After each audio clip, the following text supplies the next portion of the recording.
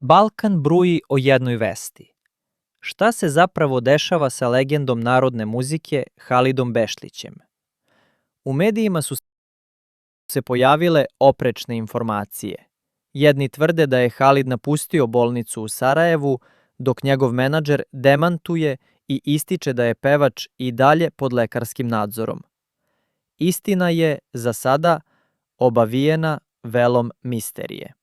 Halid je nedavno doživeo ozbiljne zdravstvene probleme, što je zabrinulo ne samo porodicu i prijatelje, već i čitavu javnost.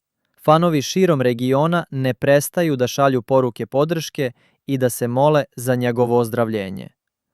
Ono što je sigurno, Halid Bešlić nije samo pevač. On je simbol jedne epohe, glas koji je obeležio živote miliona ljudi. Zato je svaka vest o njegovom zdravstvenom stanju dočekana s velikom pažnjom i emocijama. Da li je pevač stabilno i na putu oporavka ili se krije nešto više iza zvaničnih izjava, odgovore ćemo tek saznati u narednim danima. Jedno je sigurno, Balkan stoji uz Halida i svi se nadaju njegovom brzom povratku na scenu.